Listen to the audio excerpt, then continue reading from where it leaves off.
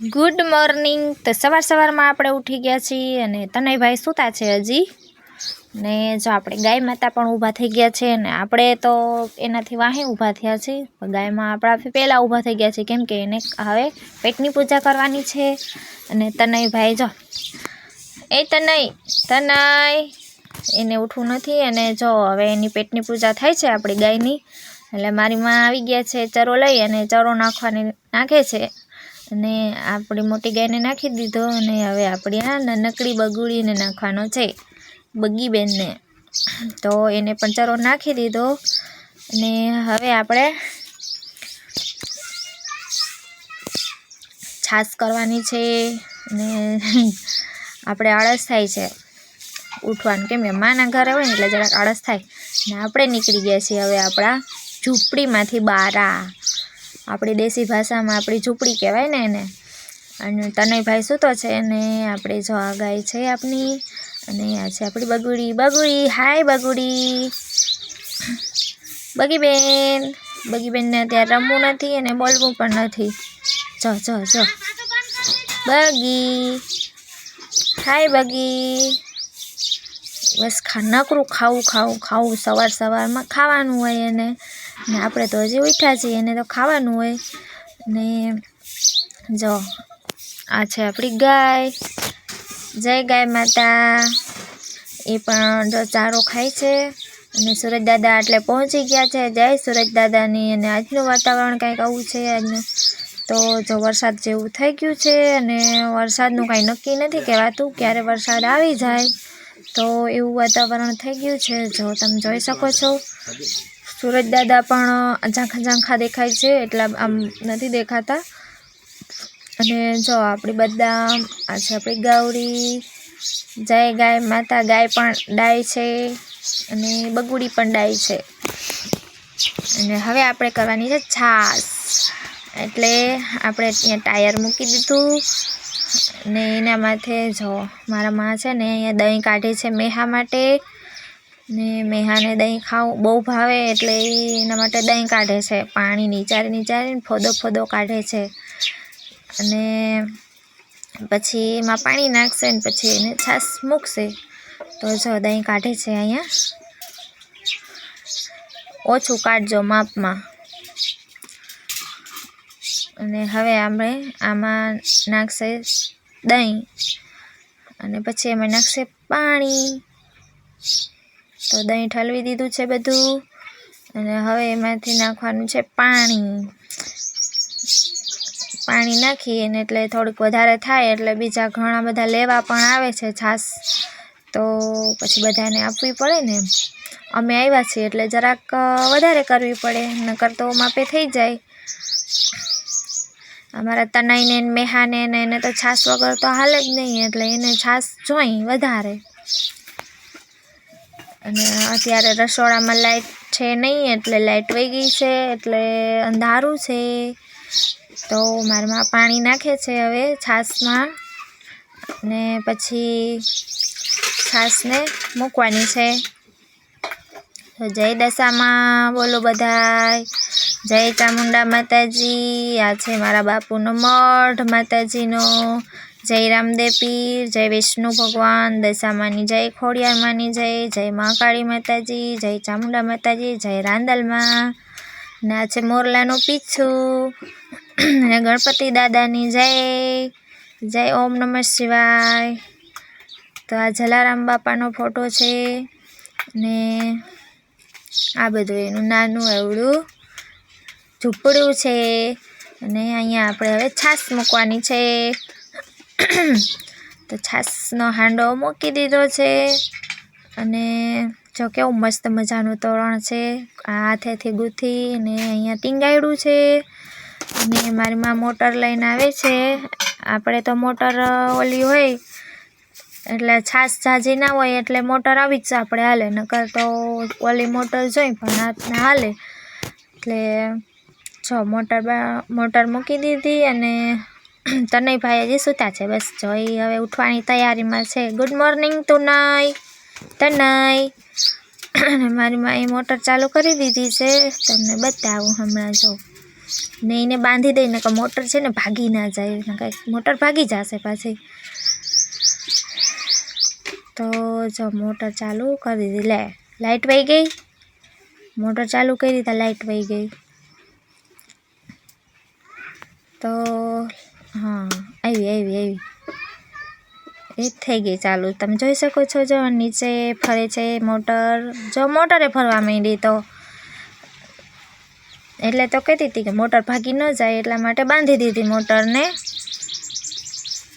તો જો હવે છાશ થાય છે ને. Tanay good morning. તનય હાલો, તનયની ગુડ મોર્નિંગ થઈ ગયું. એ લે વરી સૂઈ ગયો. Good morning Tanay. Hi Tanay. તનયને નાની માના ઘરે મજા આવે ને એટલે એ સૂતો છે હજી અત્યાર સુધી.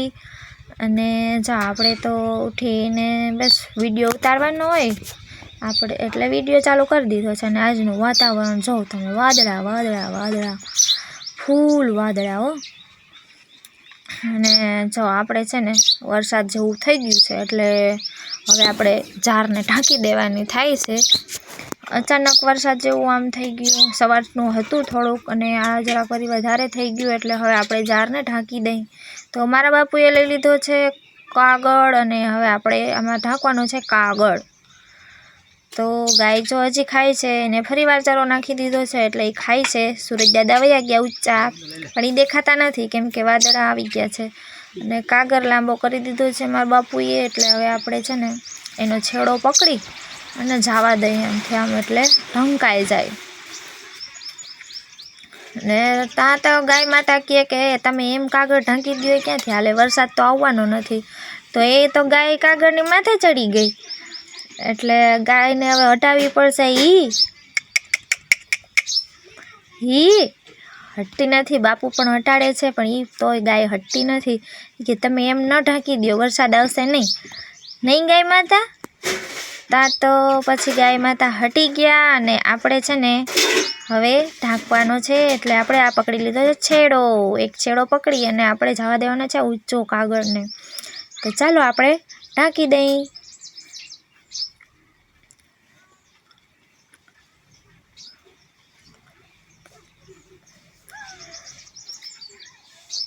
તો વિડીયોમાં કન્ટિન્યુ બન્યા રહેજો. આપણો વ્લોગ કેવો લાગે છે જરૂરથી કોમેન્ટમાં કહેજો. અને જો આપણે છે ને હવે ઢાંકી દઈએ છીએ કાગળને. ઢંકાઈ ગયો કાગળ. જો કેટલી વાર લાગી જુવારને ઢાંકતા, બસ ઢંકાઈ ગઈ. જો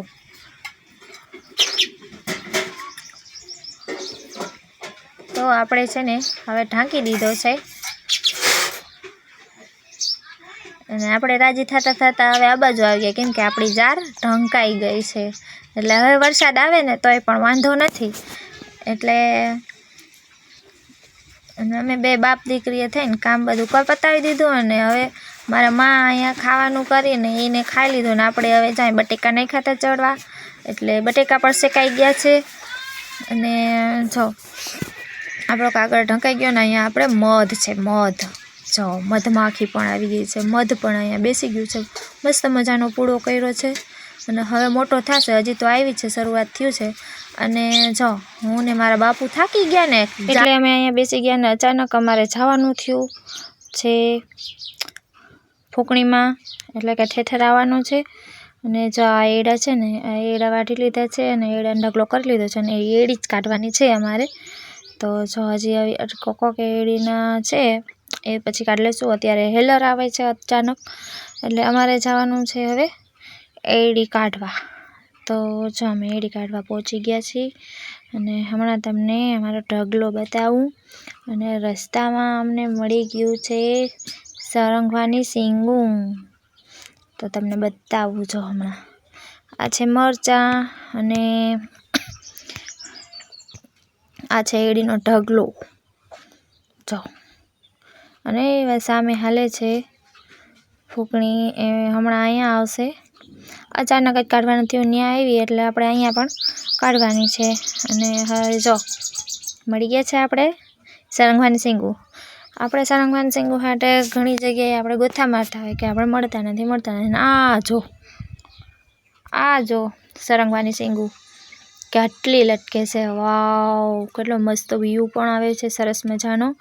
અને સીંગું પણ એટલી બધી છે, ગણી ગણાય એમ નથી. તો તમે જોઈ શકો છો. કોઈને સીંગું જોતી હોય સરંગવાની તો કોમેન્ટમાં કહેજો કે મારા માટે મોકલાવો, તો હું મોકલાવી દઈશ. અને હવે ફરીથી આપણે આવી ગયા છીએ આપણે એડીના ઢગલે. અને અચાનક અહીંયા તો સાપના ઈંડા છે. અમે આવી ગયા છીએ મારા કાકાની એડી કાઢવા. એટલે અહીંયા તો હું આવી ને તો મને ખબર પડી કે ઓહ, અહીં તો સાપના ઈંડા. મારા કાકા કે અહીંયા તો હરપે આવે છે, તો કે સાપના ઈંડા દેખાડ્યા એને મને. અને જો આવી ગયું છે આપણે હેલર, એટલે કે ફૂંકણી. અને હવે આપણે પાથરી પણ દીધું છે. અને હવે પછી આપણે હેલર ચાલુ કરવાનું છે. તો જો આવી રીતના છે કંઈક. આજનું વાતાવરણ પણ બહુ ખરાબ છે, કેમ કે વરસાદનું વાતાવરણ ફૂલ છે. એટલે વરસાદનું કંઈ નક્કી નથી થતું. જો અમારે એડી નીકળી જાય તો વાંધો નથી, નકર વરસાદ આવી જશે તો ભારે કરશું. ફૂલ વરસાદ અંધાર્યો છે. તો ઓલા ભાઈ એડીનું જરાક આમાં લઈ લઈએ, ચાલુ કરે એટલે તો ફટાફટ આપણે કરી દઈએ. હાલો, બરાબર, ચાલુ કરી દઈએ એટલે વાંધો ના આવે, ફટાફટ નીકળી જાય. મકા આજ વરસાદ આવ્યો ને તો બધું પલળી જશે.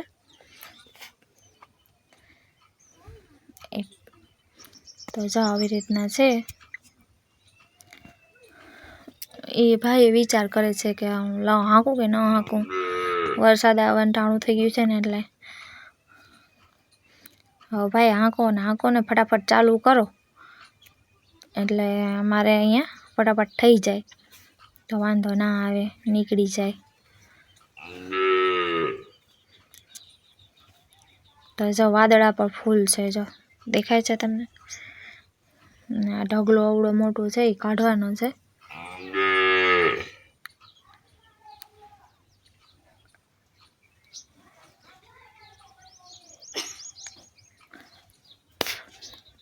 તો આપણે ચડી ગયા છીએ હેલર ઉપર. અને તમને વાતાવરણ દેખાડું વરસાદ જેવું, અને છાંટા પણ પડવા માંડી ગયા છે. જોઈ લો, હજી આપણે એડી કાઢવાનું ચાલુ છે. અને વરસાદ જો આમ અંધાર્યો છે, અને હમણાં વરસાદ ફૂલ આવવાની તૈયારીમાં જ છે. છાંટા તો પડવા માંડી ગયા છે, કાંઈ નક્કી નથી કંઈ વરસાદ આવી જાય ને એનું.